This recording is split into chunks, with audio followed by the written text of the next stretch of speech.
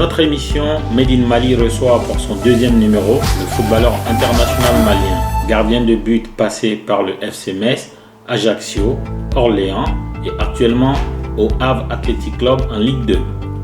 Oumar Sissoko est notre invité dans le magnifique cadre du restaurant Le Griot, situé au 4 rue Thibault, dans le 14e arrondissement de Paris.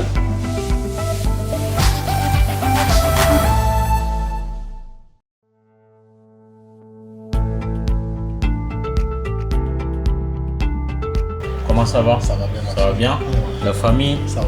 Les coéquipiers? On va faire comme en Bambara. Avant de commencer, je tiens à rappeler quelque chose d'important qui est arrivé à la communauté africaine et malienne de France. On a perdu un jeune homme qui se nomme Malik Sidibé. Depuis ce matin sur les réseaux sociaux, je vois une pluie d'hommages pour Malik. Ça suppose que c'était quelqu'un de bien.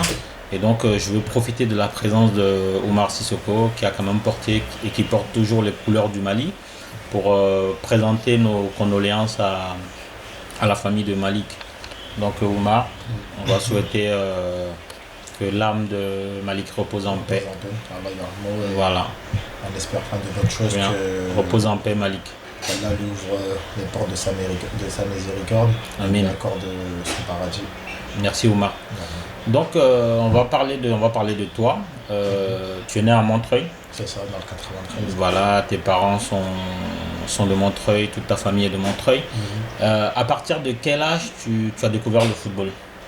En fait, comme tout jeune de quartier, j'ai joué au football assez tôt.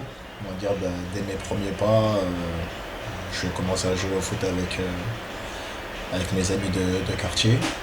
Et puis, fut un jour où je me suis vraiment lancé dedans et aujourd'hui, je remercie Dieu de faire ce métier, on va dire, partie de ma vie. Et puis voilà, il y a pas mal de bonnes choses que j'ai pu découvrir à travers le football. Et aujourd'hui, je m'en plains pas, au contraire, je soutiens toute personne qui souhaite faire de ce métier leur rêve parce qu'il y a pas mal de bonnes aventures à vivre. Avant d'en avoir fait ton métier, il s'est passé beaucoup de choses, parce que je suppose qu'au tout début, quand tu sors pour aller jouer au foot, des fois tu reviens avec des blessures. Comment tes parents voyaient ça, le fait qu'à un moment donné tu aimais le foot? Ouais, c'est vrai que c'était un peu difficile parce que après nous comme tout jeune de quartier, on va dire, on n'avait pas grand chose aussi pour se divertir, donc il suffisait d'un ballon, d'un terrain et de quelques amis pour jouer au foot. Après c'est vrai que à cause du foot, je me suis fait pas mal gronder par mes parents, du fait que je rentrais tard des fois, je faisais pas mes devoirs, des fois je rentrais avec des bottes sur déchirées et tout ce qui s'ensuit. Mais bon, aujourd'hui, quand on voit la finalité, c'était un mal pour un bien. Et puis c'est le plus important, ce qu'il faut retenir aujourd'hui. Je rappelle quand même que tu es le lagaré de ta famille, c'est-à-dire que tu es le Benjamin de la famille. Avant toi, il y a Mamadou qui s'est essayé au foot, qui a joué à un certain niveau. Il y a Noumouké qui a joué à un certain niveau. Bon, Sali et Fifi ne pouvaient pas jouer au foot, ils ne savent pas jouer au foot. Si vous me voyez, si vous regardez cette émission, je vous passe le bonjour. Et comment ça s'est passé? Parce que tes parents savaient que ces deux-là jouaient déjà au foot. Et toi, tu es quand même le dernier, il y a 2 personnes entre vous, donc ils t'ont vu venir quand même. Un peu, après c'est vrai que à la base, moi, ma mère, elle n'était pas du tout foot. Et c'est quand j'ai commencé à me lancer un peu dedans qu'elle s'est intéressée, du fait que je sois le dernier de la famille. Donc c'est ce qui a fait que. Après mon père c'était on va dire un grand supporter, il aimait bien regarder le foot mais sans vraiment s'intéresser. Donc j'ai eu aussi la chance d'avoir mes 2 grands frères qui étaient déjà dedans et qui m'ont un peu dirigé, qui m'ont orienté afin que je puisse évoluer de la meilleure des façons, dans des bonnes conditions. Donc en fait mes parents ont plus ou moins délégué cette mission à mes 2 grands frères qui aujourd'hui ont beaucoup contribué à ma carrière professionnelle. Très bien. Comment on devient gardien de but? Parce que à la base, il n'y a personne qui va aller au goal. Et comment ça se fait que toi, tu as accepté d'aller au goal et devenir professionnel enfin, au but? Bah, comme tu dis, c'est vrai que c'est un poste particulier. Si je me souviens bien, bah, à la base j'étais joueur de champ comme toute personne. Et en fait, c'est en arrivant dans mon premier club, qui est le Resta Club de Montreuil, où en fait un de mes entraîneurs m'a demandé si je voulais bien être gardien. À vrai dire, je connaissais pas vraiment ce poste, donc j'ai un peu essayé. C'était à quel âge ça? C'était à l'âge de. Je devais avoir 8-9 ans, je pense. Ouais, je pense ouais, vers 8-9 ans. Donc je me suis un peu essayé à ce poste-là. J'ai apprécié en fait, de se jeter un peu partout. Bon, au début, c'est vrai que ça faisait un peu mal. Mais bon, au final, j'en tire des bonnes leçons. Bah, on lui dit merci. On va tester ton Bamanankan. Ah, On l'a fait à Momo Sissoko. D'ailleurs, on salue Momo qui est une personne très très généreuse, très très très très sympa. Et de là, ça fait le deuxième Sissoko. Hein. Comme s'il n'y avait que des Sissoko au football. Donc, on va tester ton Bamanankan. Donc, comment s'appelle ton village au Mali? moi, mes parents sont de. Mon père, il est de Kourketo. Kouketo. Voilà. Et ma mère, on va dire, elle est née au Sénégal, à Guinguinéo. Mhm. Et on va dire malienne qui est née au Sénégal. Ok. Somoro Beni. Dora Cité. Dimaya. Dora Cité là. Et le Dougoumen là, 600. Je suis à Wavre. Ah, Mhm. d'accord. Bah, aux spectateurs de donner la note. Hein.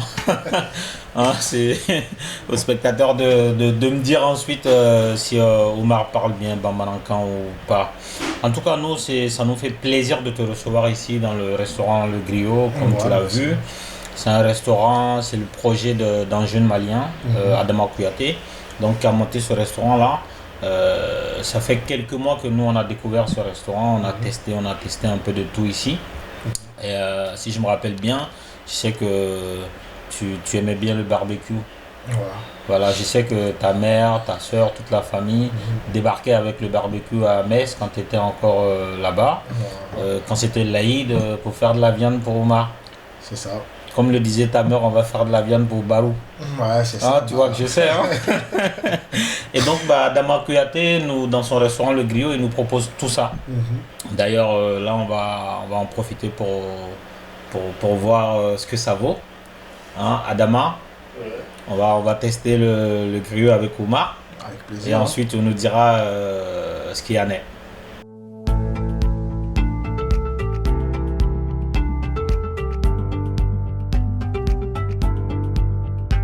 Avant Metz, il y a eu. Il y a eu les NF Clairefontaine. Ouais, c'était la génération de Ben Arfa, Ouais, Abou Ben Diaby. Arfa, Abou Diaby, Blaise Matuidi, Mehdi Benassia, encore plein d'autres encore qui sont dans le haut niveau aujourd'hui. Mhm. Non, bah après, en fait, après Montreuil, j'ai eu la possibilité de faire les interdistricts qui me regroupaient en fait à l'INF Clairefontaine. Et de là, ben, en faisant les matchs de détection plus ou moins avec les tests, j'ai pu intégrer l'INF. Et je pense en fait c'est à ce moment-là où on va dire ma carrière s'est vraiment lancée dans le football quoi. Comment ça se passe là-bas, les journées? C'était fait à base de quoi? Mais en fait les journées sont assez simples. Hein. Le matin on est amené à être à l'école on va dire c'était 8h jusqu'à 15h. Et ensuite on avait les entraînements au centre de Clairefontaine. Et le soir, on avait les repas, l'étude. Et après, on avait un petit moment de détente entre nous. Et les jours se répétaient les uns après les autres comme ça. Quoi. Et vous voyez vos parents combien de fois dans le mois? Les 2 premières années, on avait on va dire, la chance de rentrer le week-end. En fait, du vendredi soir au dimanche soir, on était en famille. Parce qu'en fait, on jouait dans nos clubs on va dire, Respectif. voilà, respectifs. Et la troisième année, bah, c'était un peu plus délicat vu qu'on faisait le championnat avec l'INF. Donc on était amené à être un peu plus interne et de rentrer moins. Donc on va dire la troisième année, on rentrait peut-être une fois dans le mois. À Clairefontaine, ça va durer combien d'années? 3 ans. 3 ans. Voilà. 3 ans de haut niveau. Parce que Clairefontaine, c'est quand même réputé pour être parmi la crème de la formation en France. Bah, après, moi je pense, pour ma part, c'est l'une des meilleures écoles de formation et de pré-formation en France, même dans le monde. Donc on va dire c'est là où on découvre vraiment le football avec tous les aspects. Donc, et c'est de là que Metz est venu te chercher? Ouais, bah, en fait ça a été un peu délicat parce qu'en fait en troisième année, je m'étais toujours pas engagé dans un club. Pourquoi? Bah, en fait je prenais le temps pour faire le bon choix, prendre la bonne décision, étant donné qu'il y avait pas mal de clubs qui étaient intéressés. Donc après, voilà, il fallait faire le tri entre le bon club, le club où bah, j'aurais pu avoir ma chance pour jouer, pour évoluer. Et il y avait, on va dire, pas mal d'aspects. Donc au final, j'ai décidé de m'engager au FC Metz par le biais de Francis de Tadeo, qui était le directeur de centre de formation. Donc je me suis C'était à quel âge? C'était en fait quand j'ai rejoint le centre, c'était en 2003, j'avais 14 ans. J'allais sur on va dire sur ma 15e année. Donc c'est on va dire à ce moment-là aussi où j'ai vraiment quitté bah, la région parisienne, où j'ai quitté bah, mes repères, ma famille, mes amis d'enfance. Le Parisien de base qui va en Voilà. province. Voilà, donc c'était un peu dur, mais je pense que j'ai eu de la chance d'avoir mon frère, un de mes frères qui était aussi dans le football, pas très loin parce qu'il en fait il évolue en Belgique. Donc on n'était qu'à 60 km. Donc j'avais ce repère pas très loin pour continuer en fait mon éducation et évoluer, on va dire, que ce soit dans la vie professionnelle ou dans la vie privée. Et donc, au bout de combien de temps tu passes pro à Metz? En fait, j'ai signé on va dire mon premier contrat, j'avais signé 4 ans, 2 ans apprenti et 2 ans stagiaire pro. Et en fait, au bout de ma troisième année, j'ai commencé à intégrer l'équipe professionnelle. Et en fait, c'est à la fin de ces 4 ans-là où j'ai signé mon premier contrat pro de 3 ans. C'était en 2007. D'accord. Et globalement, comment ça s'est passé à Metz? Tout ton, tout ton séjour à Metz, comment ça s'est passé? Qu'est-ce que tu en tires? Après, si je dois faire une conclusion, honnêtement, bah, c'est un club qui m'a beaucoup apporté, qui m'a accueilli, qui m'a vu grandir, qui m'a fait grandir, qui m'a donné la chance d'évoluer dans le milieu professionnel, qui m'a fait confiance. Donc c'est un club aujourd'hui à qui je dois beaucoup parce que voilà, je suis passé par des beaux et des mauvais moments, comme on va dire dans la vie de tous les jours. Mais je pense que les éducateurs que j'ai pu avoir ont fait que voilà, ils ont une certaine façon de me forger pour me créer aussi un certain mental. Parce que je suis passé par des moments difficiles et au lieu d'être là pour adoucir la situation, au contraire, bah, ils essayaient de me mettre, comme on dit, la tête sous l'eau pour voir comment j'allais réagir. Et grâce à ça, bah, j'ai pu me forger un certain caractère, un certain mental qui fait bah, qu'aujourd'hui, j'ai pu faire du football une priorité. Moi, je consultais beaucoup hein, le site du FC Metz à l'époque quand tu y étais pour voir ton actu. Et je voyais que, en tout cas, moi, je voyais quelqu'un qui vivait bien parce que tu étais souvent celui qui rassemblait les gens après le match pour chanter, pour mettre l'ambiance. D'où te vient ce côté festif? Non, après, Ah, je sais tout, hein, Omar. ouais, bah, je vois ça, c'est un...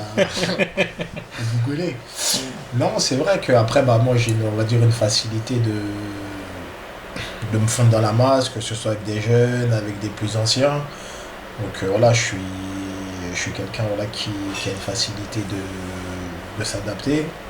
Et c'est vrai que bah, après les matchs, en plus bah, cette année-là, c'est l'année où on termine champion, donc il y a eu pas mal de victoires. Et en fait, bah, c'est parti sur une petite ambiance entre nous. Dans un premier temps, c'était avec les. Parce que j'ai évolué aussi avec les moins de 19. Donc c'était, on revenait d'un match de Gambardella et sur le retour, en fait, on s'était mis à chanter un peu tout et n'importe quoi. Et c'est vrai que quand bah, j'ai intégré le groupe pro, bah, des anciens qui étaient au courant de, ces, De ce côté de voilà, de ce Ouma. côté un peu, voilà, bah, m'a mis sous le feu des projecteurs et après c'est devenu un rituel. D'accord. Et aussi, il y a quelques Maliens qui sont passés par le FCMS au moment où Mhm, tu étais là-bas. Il y a Adama Tamboura, latéral gauche. mhm.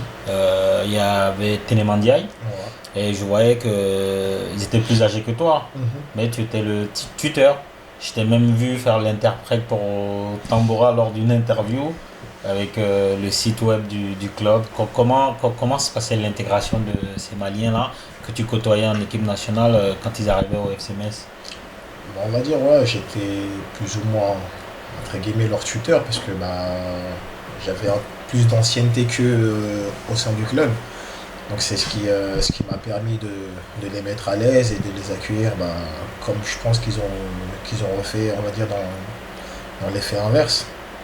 Donc voilà, après le plus important c'était de les mettre à l'aise parce que ce soit, on va dire, bah, c'était des mecs qui connaissaient déjà l'Europe, mais Adama un peu moins. Voilà, c'était de le mettre assez à l'aise pour qu'il puisse s'exprimer, pour qu'il se sente comme chez lui. Donc après, c'était plus ou moins l'objectif que je m'étais donné, c'était de les intégrer assez rapidement et au sein du groupe pour qu'ils puissent aussi eux donner le meilleur d'eux-mêmes, quoi. Pour un gamin de 14 ans qui va dans un centre de formation dans le club de l'élite et Mhm. ensuite qui passe pro, tu as signé pro à 18 ans à peu près et qui parle de pro en tout cas dans le football, parle d'argent. Mhm. Quand l'argent est venu, est-ce que ça a changé la façon dont on entoure, que ce soit les amis d'enfance ou même la famille elle-même, est-ce que ça a changé quelque chose? Après, bah, au sein de ma famille, honnêtement, ça n'a pas changé grand-chose parce que voilà, on est toujours resté solidaires. Après que, avec ou sans argent, voilà, je pense qu'il y a eu d'autres valeurs qui ont primé et qui ont pris le dessus. Et je dirais plus ou moins de même avec mes amis d'enfance, c'est que, on va dire à 90-95% mes amis que j'ai eus durant mon enfance, aujourd'hui j'ai marché avec les mêmes personnes. Et ces gens-là, ils étaient là dès le début quand j'avais rien et quand j'étais rien. Et aujourd'hui, on va dire, j'ai pas non plus grand-chose, mais ils sont toujours là. Donc voilà, ça a tout simplement confirmé que je n'étais pas trompé sur eux, qu'on s'était pas trompé en fait sur notre amitié, et que, voilà, que c'était une amitié sincère. Et comme j'ai pu dire, voilà, c'est vrai que à un moment, il y a l'argent qui rentre en considération, etc. Mais on a eu d'autres valeurs qui ont primé. Je pense que c'était l'amitié, on va dire les bêtises qu'on avait pu faire auparavant. Tel C'est que, plus tel que frauder le métro et... voilà, voilà, des petits trucs d'adolescent que d'autres personnes a pu faire. Je pense que c'est ces choses-là qui nous ont fortifiés. Et aujourd'hui, voilà, c'est vrai que on a un peu plus d'âge, on est père de famille, on a un travail. Et des fois, voilà, on se remémore ces moments-là. Et ça nous fait toujours rigoler. Euh, est-ce que, enfin, je veux dire, quand t'es footballeur professionnel, quand t'es connu, quand tu passes dans des gros médias, euh, ça génère de la convoitise. C'est-à-dire qu'il y a des gens qui te connaissent ni d'Adam ni de Ève, qui cherchent à entrer dans ton cercle et avoir tes faveurs. Et il y a des amitiés forcément qui vont naître, qui sont dues au rang que tu occupes aujourd'hui. Il y a aussi une convoitise de la part de la gente féminine. Et est-ce que toi, tu as eu à vivre des soucis par rapport à ça dans ton parcours? Des soucis, non, pas spécialement. Après, c'est vrai que, on va dire, après, à travers le sport ou à travers d'autres métiers, on devient un peu plus populaire, on est un peu plus médiatisé, donc c'est sûr que voilà, on attire certaines personnes, que ce soit de la gente féminine ou masculine. Voilà, c'est vrai qu'il y a certaines personnes qu'on ne connaît pas spécialement qui viennent pour créer une certaine amitié ou voire plus. Après, voilà, c'est vrai que par moment, on peut se laisser un peu, on va dire, atteindre. Mais comme j'ai pu dire, voilà, c'est que moi, avec mon entourage, j'ai toujours marché avec les mêmes personnes. Donc peut-être ces gens-là qui avaient un peu plus l'œil observateur bah, étaient amenés à certains moments à me prévenir de faire attention à telle ou telle personne parce que voilà, ils voyaient peut-être un peu plus de profit ou autre. Donc on va dire jusqu'ici, Dieu merci, j'ai pas été Confronté à des problèmes? voilà, à des gros problèmes. Maintenant, comme toute personne, bah, des fois on va dire on est un peu plus faible, donc on s'aide un peu, on ouvre certaines portes à des personnes À qui on a. n'aurait pas dû. Voilà, tout à fait. Et bah, après, assez rapidement, on arrive à faire la part des choses. Donc après, ces personnes-là, on les recadre, on leur remet à sa place, quoi. Toi, tes amis, ils sont. Enfin, il y a des footballeurs qui disent qu'ils n'ont pas d'amis Mhm. parmi les footballeurs, leurs collègues de travail. Mhm. Est-ce que toi, je sais que tu viens de dire que tu marches avec les mêmes depuis l'enfance, est-ce que tu as des amis dans le monde du football professionnel? Oui, après, c'est vrai. Des amis, on en a. On dirait plus des coéquipiers parce que on vit des moments forts pendant peut-être une année, deux, trois ou plusieurs années. Après, on garde certains liens avec certains joueurs parce que voilà, c'est au-delà du football. Moi, aujourd'hui, voilà, dans le football, j'ai des amis, on va dire, que j'ai connus à travers le football, comme Mamadou Diakité, Siga Diarra, ou même Michael Barreto, ou d'autres personnes qu'aujourd'hui sont devenus des vrais amis, je dirais même comme des frères. D'accord. Mais ce genre de relations, je pense, elles se font rares, mais elles existent quand même.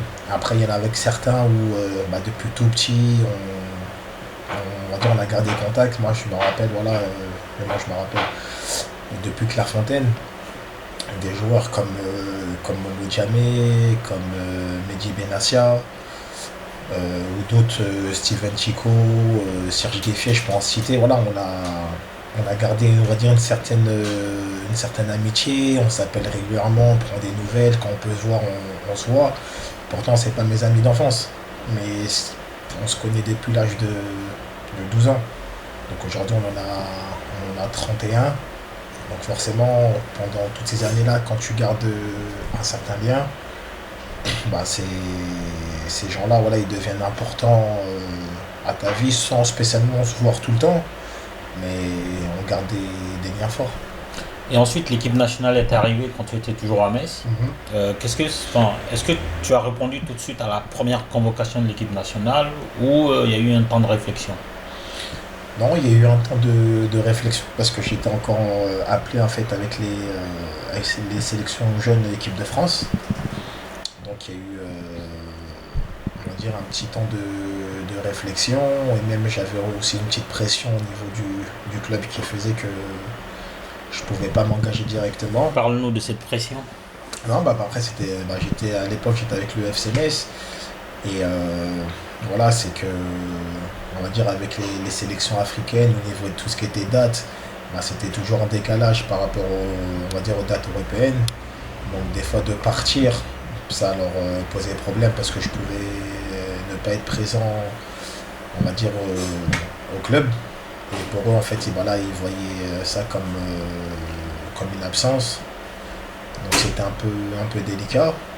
Et justement, pour rebondir sur ça, est-ce que tu penses que ça constitue un élément fondamental dans la prise de décision des joueurs qui sont binationaux comme toi, qui pourraient jouer par exemple pour le Mali, Sénégal, Côte d'Ivoire, mais qui se retiennent qui lorgne un peu sur l'équipe de France, qui voit si ça va le faire ou pas. Est-ce que tu penses que ça pèse?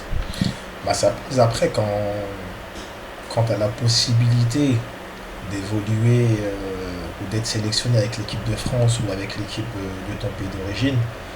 En fait, tant que cette possibilité est importante, bah forcément le choix va être difficile à faire parce que aujourd'hui il ne faut pas se voiler la face. D'être sélectionné en équipe de France ou dans son pays d'origine, voilà, c'est sûr qu'avec je pense l'équipe de France, il y aura beaucoup plus de facilité, bah, même d'être en avant, de vivre enfin, dans des grandes compétitions, ne serait-ce que la Coupe du Monde, etc. Donc se mettre en avant, de se vendre. Donc c'est assez délicat. Moi, ça s'est fait rapidement parce que j'ai pesé en fait le pour et le contre.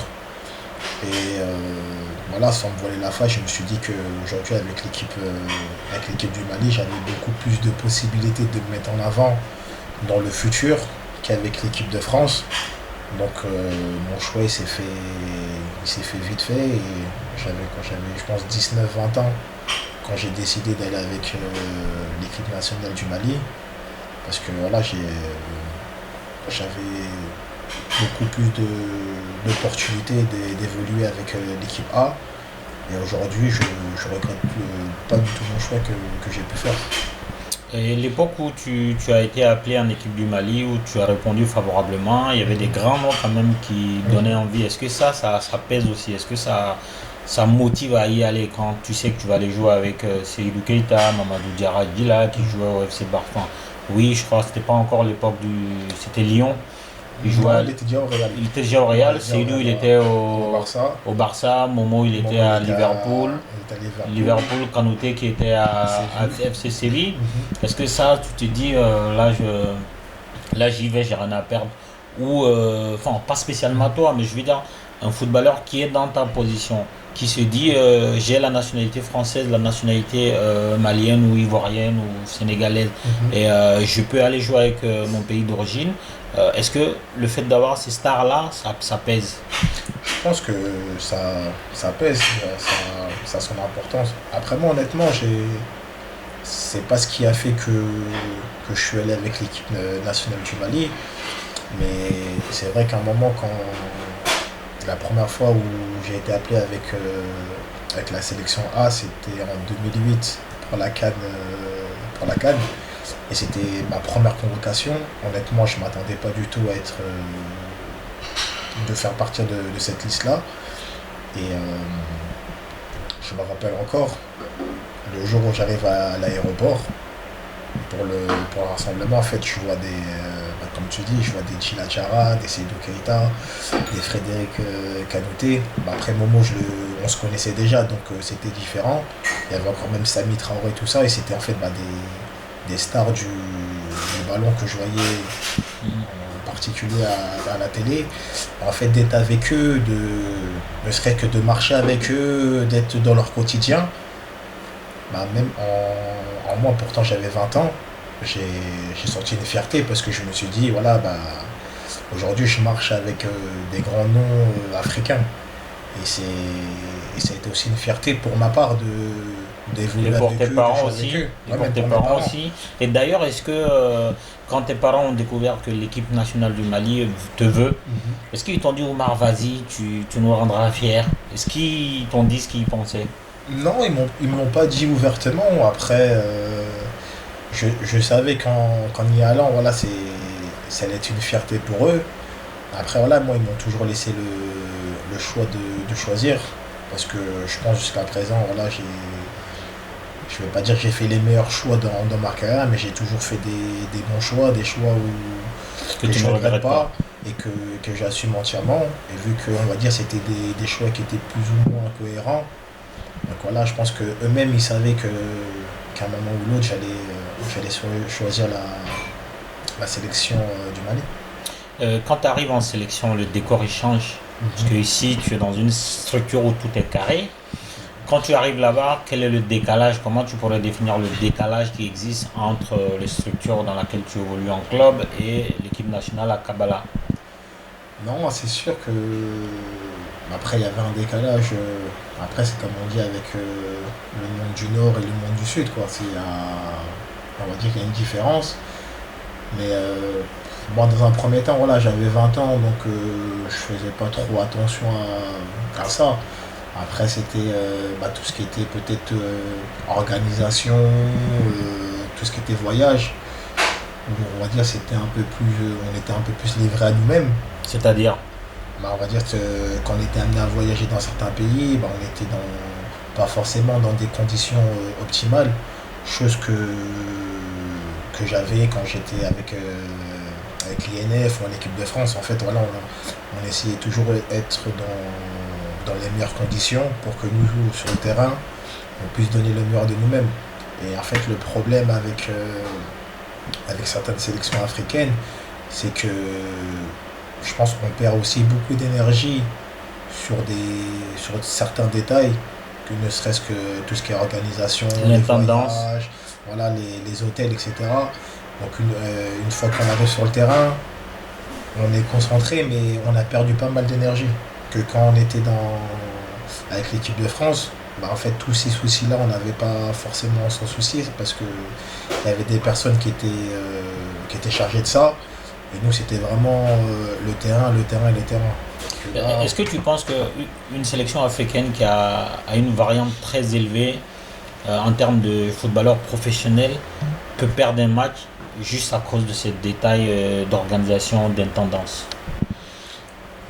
pour ma part, je pense que oui, parce que voilà, après, ça reste du football, mais ça reste un sport de haut niveau. Et aujourd'hui, le football, tout le monde rêverait d'être footballeur professionnel, mais très peu y arrivent. Parce qu'aujourd'hui, voilà, il y a des exigences, il y a des performances, faut être régulier, il faut être le meilleur de sa génération, le meilleur à son poste. Donc il y a tout un travail à côté qui fait que. Donc forcément, si sur le terrain, on est, on est bien dans la tête, on est bien, on va dire, dans tout ce qui est extra-football, sur le terrain, on sera relâché, on pourra donner le meilleur de soi-même. Mais si avant d'arriver sur le terrain, tu as perdu un peu d'énergie parce que tu devais te concentrer, parce que le voyage il s'est fait d'une certaine façon et pas d'une autre, parce que l'hôtel il n'était pas t'étais pas dans les meilleures conditions à l'hôtel, ne serait-ce que le transport entre l'hôtel et le stade, on va dire que les conditions ne sont pas optimales. Tout ça c'est de la perte d'énergie, et une fois qu'on est sur le terrain, c'est c'est peut-être 10-15% en moins, mais c'est 10-15% qui peut faire basculer un match. Est-ce que enfin, quelle est ta pire anecdote en matière d'hôtel ou en matière de restauration ou en matière de voyage? Ma pire anecdote, je vais en avoir. Vas-y. Non, après T'es dans le bon endroit pour en Non, parler. après c'est un tout, c'est un tout. Après il y a eu voilà, des fois des voyages qui étaient organisés. Un exemple, vendredi 20 heures on doit prendre l'avion. On arrive à l'aéroport, l'avion n'est pas là. On le prend que le lendemain à 16 heures. Donc tu passes presque 24 heures dans un aéroport. Il y a des fois, tu arrives dans des hôtels où, on va dire, je vais pas dire c'est des hôtels de passe, mais c'est voilà, des hôtels classiques. Et certaines personnes vont se dire, ouais, en gros, c'est que des footballeurs professionnels, ils font des chichis par rapport à ci, par rapport à ça. Mais en fait, ces gens-là, en fait, il faut les voir à notre place. Parce qu'aujourd'hui, on nous demande d'être opérationnel sur le terrain, mais ce genre de détails font partie de notre métier. Donc forcément, si on n'a pas ces ingrédients-là, sur le terrain, on ne peut pas donner le meilleur de soi-même. Et c'est ce qui est important, et c'est ce que je pense certaines personnes doivent se mettre en tête. Parce que eux, pour ma part, je pense qu'ils voient le football, en fait, ils voient que la finalité, la fin du mois, le chèque qui tombe et tout ce qui s'ensuit. Mais ils ne voient pas tous les sacrifices qu'il peut avoir entre-temps. Moi, je peux en parler parce que aujourd'hui, j'ai 31 ans, je suis parti de chez moi, j'avais 11 ans. Ça fait plus de 20 ans que, entre guillemets, on va dire, je gambade de ville en ville, de pays, de continent. Et tout ça, c'est pas simple, parce que j'ai grandi sans ma famille, sans mes amis. Aujourd'hui, voilà, j'ai loupé pas mal de choses à travers ma famille, ne serait-ce que des naissances, des baptêmes, des mariages, parce que je devais être présent au football et j'étais pas présent pour ma famille. Mais ces gens-là ne pourront pas en fait le réaliser tant qu'ils ne vivront pas. Et je pense que c'est l'une des choses qu'il faut mettre en avant et qu'il faut leur faire comprendre. Que certes, peut-être on a des revenus qui sont élevés, mais des salaires comme Zlatan, on n'a pas non plus. Il n'y en a pas beaucoup qui touchent ces salaires-là. C'est-à-dire on a des salaires, c'est vrai, conséquents par rapport à la vie moyenne, mais je pense que les sacrifices qu'on a pu faire pour certains, encore moi je pense que c'est des sacrifices minimes. Il y en a d'autres qui ont quitté leur continent d'enfance, c'est-à-dire que je pense à des jeunes africains qui ont été livrés en Europe, tout ça. Donc c'est toutes ces choses-là qu'il faut mettre en avant. Et donc en équipe nationale, est-ce que depuis 2008, hein, tu évolues Mhm. avec les Aigles du Mali, avec d'autres gardiens, et le Mhm. métier de gardien il est particulier. Est-ce que un club te veut, il te dit d'avance tu vas être titulaire, tu vas être deuxième gardien, tu vas être troisième gardien, comment ça se passe? En fait, ça dépend des clubs. Il y a certains clubs qui vont faire comprendre voilà, qu'on a besoin de tes services en tant que numéro un, qu'il y aura une concurrence saine où tu seras numéro un quoi qu'il arrive. Tu as d'autres clubs qui te font comprendre voilà, bah, tu viens en tant que numéro 2 dans un premier temps et en fonction de tes performances, bah, si le numéro un n'est pas forcément on va dire, au top de sa forme et qu'à un moment bah, on doit faire un changement, on le fera. Moi, j'ai été livré on va dire, à différentes situations. Je suis arrivé dans des clubs en tant que numéro un indiscutable, dans d'autres clubs où j'étais numéro 2, dans des clubs où je devais gagner ma place, d'autres où je devais protéger ma place. Donc, en fait, tout dépend du club dans lequel tu atterris. Est-ce que toi, une fois que tu auras arrêté ta carrière professionnelle, est-ce que tu penses déjà à ta reconversion? Oui, bah après, bah, depuis que je l'ai commencé, on va dire, je pense déjà à ma reconversion parce que j'ai eu, on va dire, ne serait-ce que mes frères qui m'ont mis en tête, comme même mes parents, parce que voilà, c'est vrai que carrière de footballeur, c'est pas quelque chose qui reste à vie, ça s'arrête assez tôt. On a aussi un organisme qui s'appelle l'UNFP qui ont un service de reconversion. Donc c'est des choses auxquelles j'y pense. Maintenant, on va dire de plus en plus, parce que chaque jour qui passe, ben, je me rapproche de ma fin de carrière. Donc c'est aussi important d'avoir quelque chose après le Qu'est-ce que football. tu veux faire si c'est pas un secret? Non, après, honnêtement, il y a pas mal de projets, hein. Je me dis peut-être, pourquoi pas continuer dans le monde du football, ne serait-ce qu'être peut-être entraîneur de gardien, ou peut-être recruteur. Après, il y a d'autres projets, on va dire hors football, on va dire par rapport à ma carrière. Voilà, d'avoir une petite société, que ce soit d'ouvrir un petit commerce, que ce soit dans l'alimentation ou dans tout ce qui est remise de santé ou dans l'automobile, tout ce qui est location, achat ou revente de voitures. Il y a pas mal de projets Qui tourne dans la tête? voilà, qui me tournent, qui se présentent. Après, c'est de trouver le bon filon, de se lancer, de trouver les bonnes personnes et Mais de se justement, lancer dedans, quoi. si tu restes dans le foot, est-ce que tu as envie de... Parce que tu connais le niveau professionnel en France, tu connais Mhm. la structure qui encadre l'équipe nationale. Mhm. Est-ce que toi, ça t'intéresserait de jouer un rôle dans la gestion de l'équipe nationale du Mali ou dans un club malien?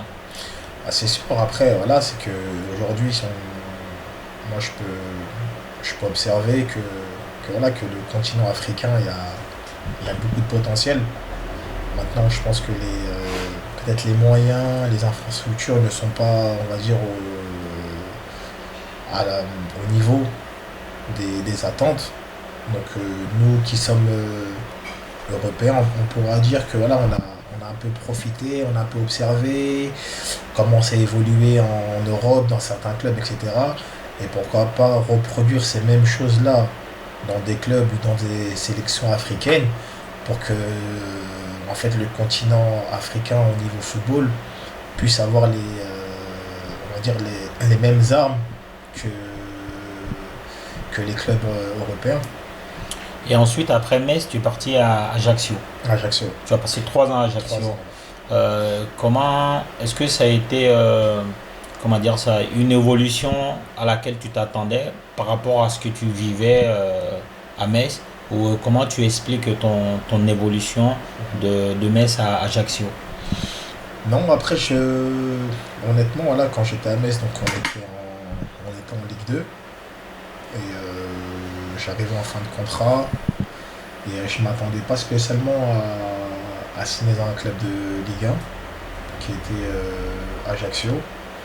Et j'ai encore, on va dire, une surprise en arrivant dans ce club-là parce que j'étais là-bas la doublure de Memo Ochoa, Qui était quand même qui un était, phénomène pour son voilà, pays. qui était et qui est toujours, on va dire, un phénomène et un Ouais. très très bon gardien. Donc j'ai eu cette chance-là d'évoluer 2 saisons avec lui et honnêtement, j'ai encore appris beaucoup de choses. En plus, voilà, il avait une autre culture parce qu'il vient de l'Amérique Latine. latine. Donc voilà, c'est notre culture du football. Et à travers lui, j'ai pu recopier certaines qualités qu'il avait. Et puis voilà, donc je me suis encore enrichi on va dire, à mon poste qui est gardien de but. Donc de passer de Metz à Ajaccio, honnêtement, pour moi, ça a été aussi une marche de progression. En plus, le public là-bas, il est particulier. Quel jugement tu fais du public corse par rapport au public messin ou même parisien? Non, après les Corses, voilà, ils sont sanguins, c'est, on va dire, une autre mentalité. Ils sont beaucoup plus durs. Mais moi, honnêtement, les 3 ans que j'ai pu passer en Corse, par rapport à ce que beaucoup de gens peuvent penser, honnêtement, là, j'ai rien à dire. Au contraire, j'ai encore des très bons souvenirs. J'ai eu des très bons contacts avec certains Corses. Jusqu'à aujourd'hui, je garde contact avec des Corses. Et puis voilà, comme on dit, voilà, il y a des bonnes personnes et des mauvaises personnes partout. Il faut juste tomber sur les bonnes personnes. Et moi, j'ai pu tomber sur des bonnes personnes en Corse. Et donc là, on va manger et après, on va conclure.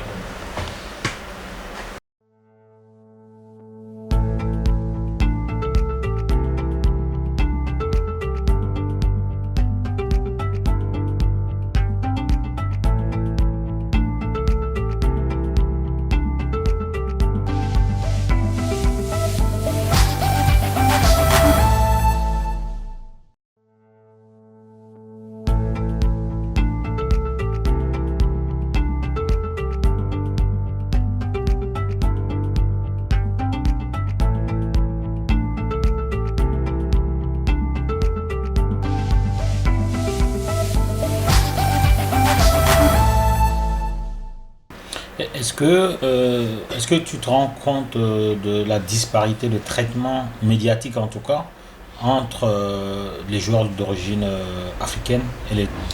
Bah, un peu après, moi, on va dire, pour des joueurs de mon standing, c'est vrai que voilà, je pense qu'on n'est pas spécialement mis en avant comme il faudrait. Après, je pense que c'est à travers la vie de tous les jours. C'est que c'est peut-être méchant à dire, mais voilà, c'est que les Noirs, ils sont traités, on va dire, d'une autre façon, malgré ce qu'on peut apporter aujourd'hui. Je pense que après, ça va remonter, voilà, à des années à travers, je pense, l'esclavage. Mais je pense que voilà, la communauté noire, voilà, ils sont pas respectés comme ils devraient, dû à ça. Quand tu pars pour une équipe nationale, c'est-à-dire que tu as été formé avec des gens, et il y en a qui ont choisi l'équipe de France, d'autres font l'Italie ou l'Espagne. et toi tu choisis une sélection africaine. Mhm. Est-ce que ça pèse après dans les émoluments? C'est-à-dire que tout ce qui est rémunération, tout ce qui est contrat équipementier, contrat sponsoring, est-ce que le fait de jouer pour une sélection africaine, est-ce que ça fait négocier au rabais le joueur africain? Au rabais, je ne pas spécialement au rabais. Après, tout va dépendre de la valeur du joueur. Après, c'est comme partout, on va dire, plus le joueur on va dire, une certaine présence, une certaine carrière ou qu'il est médiatisé, bah forcément, il sera beaucoup plus mis en avant. Et aujourd'hui, je pense qu'il se base aussi beaucoup sur le classement de la FIFA. En fait, voilà, les équipes africaines, ils font pas partie des top clubs ou des clubs des top nations dans le monde. Donc forcément, voilà, on est un peu moins pris au sérieux. Donc une personne qui va être chez Nike Europe ou une personne qui va être chez Nike Afrique, bah, je pense que voilà, la personne chez Nike Europe elle sera beaucoup plus respectée que chez Nike Afrique, parce qu'après voilà, c'est pour revenir au même sujet qu'auparavant, c'est que c'est l'Afrique, pour eux voilà, on est inférieur, donc forcément si on est inférieur, bah, on a certaines choses qu'on mérite pas. Et puis voilà, après moi c'est mon point de vue. Mais après je pense à travers tous les métiers, tous les domaines, bah, plus tu as de l'importance, plus tu seras mis en avant, plus tu seras... Est-ce que, justement, par rapport aux questions de choix de sélection, est-ce que toi, tu es un ancien de l'équipe du Mali, on va dire, tu es un cadre? Mhm. Et parce que depuis 2008, hein, ça fait 10 piges quand même, hein, que tu es dans l'affaire. Ah, changer Mali puissance si, à Minded. Et est-ce que tu as déjà été sollicité par un jeune? On a le cas de Alassane Pléa, il y en a d'autres qu'on essaie de drafter vers l'équipe du Mali, qui sont encore dans une phase de réflexion. Pardon, est-ce que ces joueurs-là t'ont déjà demandé conseil? Ça t'est arrivé qu'on te demande conseil si j'y vais ou j'ai envie d'aller, mais dis-moi ce qui se passe concrètement là-bas. Oui, après, bah, même encore aujourd'hui, j'ai, on va dire, des jeunes joueurs qui ont la double nationalité qui hésitent entre leur pays d'origine, et que ce soit la France ou peu importe, on va dire, quel autre pays. Et c'est vrai que j'essaie de les orienter de la meilleure des façons. Et moi, pour ma part, ce que je vais essayer de leur faire comprendre, c'est que voilà, d'essayer de faire le même choix que j'ai pu faire, c'est de poser le pour et le contre par rapport aux deux nations et de se dire en fait laquelle des deux j'aurais plus de chances d'évoluer, de me mettre en avant et tout ce qui s'ensuit. Après, pas spécialement avec l'équipe du Mali, mais comme j'ai pu dire avec d'autres nations, que ce soit des gardiens ou des joueurs de champ, etc. Moi, ce que je leur fais comprendre, c'est qu'aujourd'hui, voilà, il y en a qui attendent l'équipe de France. Ils n'ont pas spécialement le profil. Et pour être franc avec eux, bah, je pense qu'ils toucheront jamais l'équipe de France. Bah, justement, je les incite et je les oriente vers l'équipe nationale de leur pays d'origine, bah, pour qu'ils puissent se mettre en avant. Et demain, d'être international, bah, ça te rajoute une ligne de plus dans ton CV, ça te donne une autre valeur, c'est-à-dire même à travers les clubs, pour ne serait-ce que se vendre, pour se mettre en avant, bah, c'est quelque chose de plus. Est-ce que, on arrive vers la fin, hein. Est-ce que tes parents, ton père ou ta mère t'a déjà dit les yeux dans les yeux, tous deux, je suis fier de toi? Oui, après, peut-être pas avec ces mots-là. Ouais, les mots, ils Voilà, après, sortent difficilement, hein. on connaît les parents africains, voilà, ils ont un peu de difficulté à dire certaines choses. Mais après, ouais, moi je sais que moi, après, voilà, je suis beaucoup, beaucoup proche avec ma mère. Bah, t'as dû Ouais, je t'ai vu t'as tout dû le petit, hein, remarquer, je voilà, c'est rappelle, ça, donc t'as dû à le l'âge de remarquer. 15 ans, ouais. Et moi, voilà, je sais qu'aujourd'hui, c'est même plus une fierté que ma mère a de moi par rapport, ne serait-ce qu'au football, par rapport à l'équipe nationale. Et voilà, après, moi, mon père, on connaît les papas africains, ils sont un peu plus discrets, ils boum un peu plus le torse. Mais voilà, quand ils vont chez la famille ou quand ils vont chez des amis, ne serait-ce que de se mettre un peu en avant en disant c'est mon fils là qui joue avec l'équipe nationale. C'est une façon de. Voilà. C'est une façon de revendiquer. Voilà, c'est une façon de dire je suis fier de mon fils. Non, c'est sûr, après, c'est toujours important de le savoir. Ça fait du bien et des fois, c'est ce qui aussi motive parce que ils n'ont pas eu cette chance-là on va dire, d'avoir une enfance comme on a pu avoir. Mais ce qu'il ne faut pas oublier, c'est grâce à eux qu'on a tout ça parce qu'ils ont pris d'énormes risques en quittant l'Afrique pour venir en Europe. Et aujourd'hui, je pense qu'on ne les remercie pas assez aussi. Bon, on va en profiter parce que je connais personnellement tes parents. C'est un peu mes parents aussi. Donc, on peut dire le nom, le prénom. Voilà, donc, monsieur Kounandi Sissoko, on vous passe le bonjour et merci pour tout ce que vous avez fait pour Oumar, qui porte aujourd'hui les couleurs du pays qu'on aime tous, qui est le Mali. Fantabalo, Tanti Fantabalo, merci pour tout l'amour que tu portes à Oumar. Grâce à vous, il défend nos couleurs. Et je passe aussi le bonjour à Noumouké, à Mamadou, à Sali, à Fifi et à tous tes neveux. Enfin, je connais un seul prénom de tes neveux, c'est Caïs. Voilà, les autres, je ne sais pas. On vous passe tous le bonjour. Et aussi, avant de terminer, il faut remercier le restaurant Le Griot, qui est situé dans le 14e à Paris, qui a bien voulu nous recevoir ici avec tous les beaux plats que vous avez vus pour réaliser cette interview-là. Et toi, Oumar, même, quand je t'ai contacté pour te proposer ce rendez-vous, tu n'as posé aucun problème, tu as été disponible. Et ça, on te remercie pour ça. Et ceux qui nous ont aidés à préparer cette interview-là, donc à la caméra, il y a Babadem, et Moussa Ouagé, alias Moussa Mansa, le seul roi sans couronne. Et tous nos spectateurs à travers le monde, je sais que vous allez beaucoup regarder cette interview parce que vous êtes intéressés par tout ce qui touche le football malien. Il se trouve que là, nous avons un cadre, en l'occurrence l'un des gardiens de l'équipe nationale du Mali. Donc merci de nous avoir soutenus quand même depuis 2012 que nous sommes dans cette affaire jusqu'à aujourd'hui.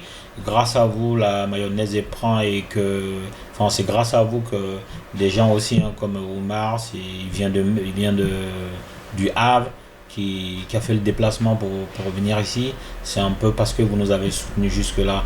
Merci Oumar, merci d'être venu nous parler de ton parcours et on te souhaite beaucoup de réussite dans le reste de sa carrière. Il y a encore quelques années, même si malheureusement les footballeurs professionnels, ce sont les seuls qui prennent leur retraite alors qu'ils sont toujours jeunes. Donc je souhaite encore de belles années et puis une très belle reconversion. Merci, c'est gentil. Merci. Je tiens aussi à remercier toutes les personnes qui ont participé à l'interview, le restaurant Le Griot. Honnêtement, si vous avez l'occasion de venir ici, n'hésitez pas, on s'est régalé. Merci Oumar.